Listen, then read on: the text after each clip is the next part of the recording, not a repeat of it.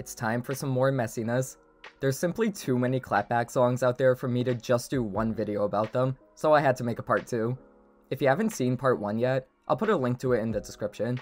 But for now, let's look at some more shady pop songs, starting with Give It To Me by Timbaland featuring Nelly Furtado and Justin Timberlake.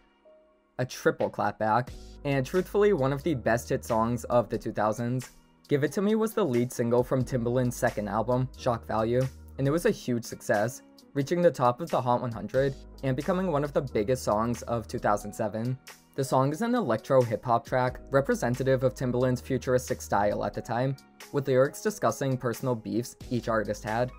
It begins with Nelly Furtado, whose verse was about Fergie. The two had a falling out about the line, "But I ain't promiscuous," in the song Fergalicious. Nelly took this as a dig that was referencing her song Promiscuous, though Fergie later told Nelly in person that it wasn't her intention to insult her. Her verse admittedly isn't that shady, with the only lines alluding to the situation being, "I'm the type of girl to look you dead in the eye," referring to how she wasn't afraid to confront Fergie, and the line, "I seen you try to switch it up, but girl you ain't that dope." Timbaland's verse was about music producer Scott Storch, who he had previously helped make it in the music business. Scott was upset about not receiving co-producing credit on Justin Timberlake's song Cry Me a River, which Timbaland also produced. I'm assuming a lot more went on behind the scenes though, because Timbaland goes in on him, saying he's just a piano man, and that his run of hits was over. Justin Timberlake's verse is allegedly about Janet Jackson and Prince. The line, "Now I saw you trying to act cute on TV, just let me clear the air," was most likely a reference to what Janet said in an Oprah Winfrey interview about her halftime show wardrobe malfunction, which might I add was basically caused by Justin and yet he got no backlash, while Janet was blackballed from the industry. No, I will never be letting that go. He goes on to diss Prince with the line, "Now if sexy never left, then why's everybody on my shit? Don't hate on me just because you didn't come up with it." This was most likely a reference to a comment Prince made about Justin's song Sexy Back, where he said, "For whoever is claiming they're bringing sexy back, sexy never left."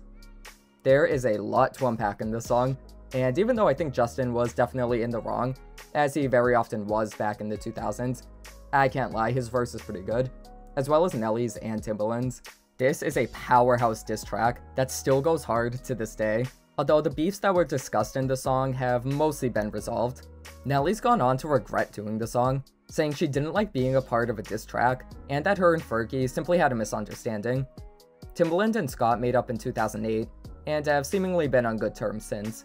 Oh, and Justin gave a half-hearted Instagram apology to Janet Jackson and Britney Spears in 2021, well over a decade after the media dragged their names through the dirt, and he said nothing to defend them, so that was nice I guess.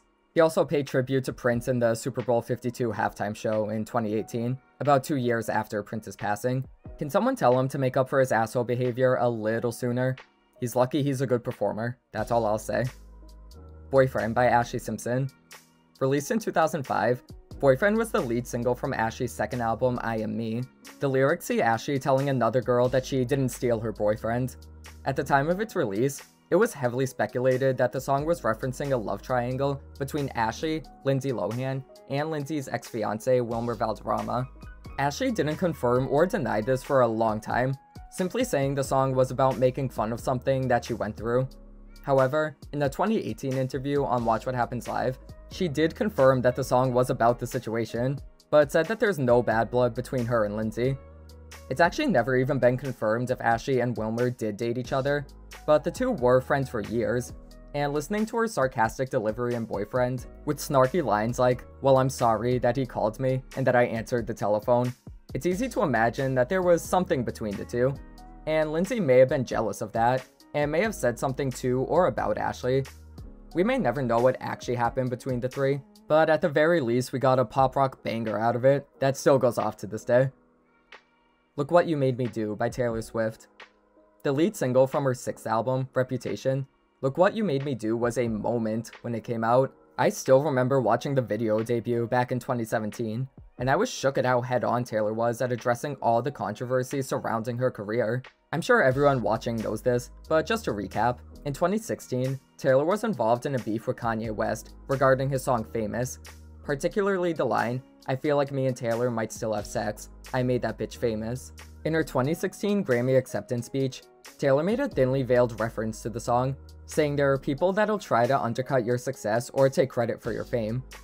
However, in July 2016, Kim Kardashian leaked a video of Kanye calling Taylor to ask her permission to use the line, which she gave, and the two seemed to have a friendly conversation about it. Now, this was only half the story, as the full phone call wasn't leaked until 2020, and it showed that, even though she was cool with the first part of the line, she was never told about the second part, which was really what she had a problem with. Regardless, people back in 2016 saw this as Taylor playing the victim, and thought that, since she told Kanye she was cool with the lyric, and then went on to criticize him, it was all a calculated move on her part to gain sympathy.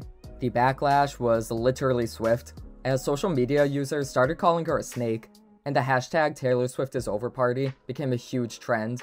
Taylor went on hiatus for about a year to avoid all the negativity, and when she came back, she came back.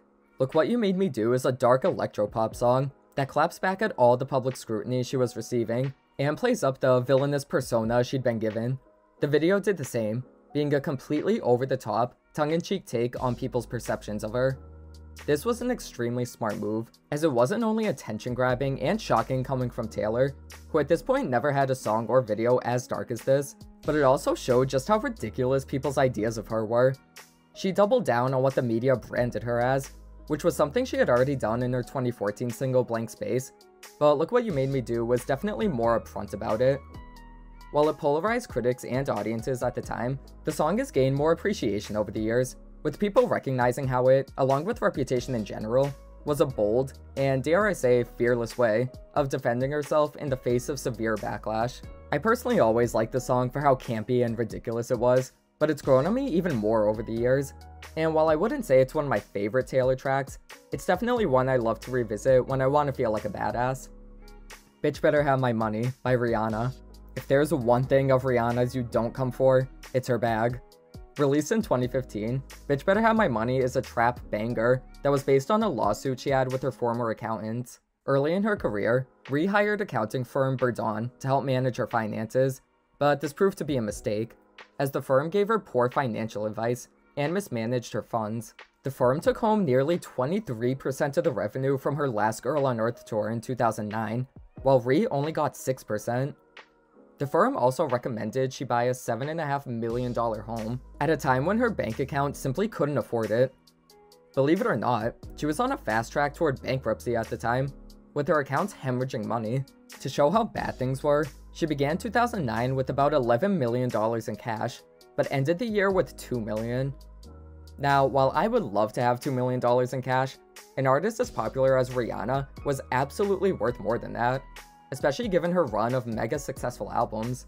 Rhi filed a lawsuit against the firm in 2012, which ended up being settled for roughly $10 million. Bitch Better Have My Money is about the situation, and the video makes that very clear, with Rhi and her friends kidnapping and torturing the wife of a corrupt accountant, and eventually doing the same to him. This video is awesome. I love how she didn't hold back and really went for the shock factor. There's even a deleted scene that gets even gorier. It straight up looks like a Tarantino movie. Moral of the story, you better have Rihanna's money. Don't think for a second you'll be getting that Fenty highlighter for free. Obsessed by Mariah Carey. Of course I couldn't leave out the queen of shade herself, Ms. Mariah Carey. Taken from her 12th studio album, Memoirs of an Imperfect Angel, Obsessed is a not-so-thinly veiled diss track towards Eminem, who claimed he dated her for about 6 months back in the early 2000s, which Mariah never confirmed. The two ended up dissing each other in their music, with Mariah making a song called Clown for her album Charm Bracelet, and M making references to the situation in his song Bagpipes from Baghdad. Now, who knows if they actually dated or what their relationship was like, but frankly, who cares? The drama surrounding the two was entertaining, and we got a lot of shady moments from Mariah, the most famous of which being Obsessed, and for good reason. This song is a bop, with hilarious lyrics and a gloriously petty performance by Mariah. This is the kind of song you sing when other people, who are clearly unhappy in their lives, are bothered by your happiness and try to bring down your energy, which makes it a cathartic track to sing along with. And speaking as a gay boy who grew up in the 2000s, the Mean Girls reference is very appreciated. If the song itself wasn't clear about who she was dissing, the video definitely was, with Mariah playing a stalker who's clearly supposed to look like Eminem. This is Mariah at her petty best. She's clearly having so much fun acting all extra and taking the piss out of the situation.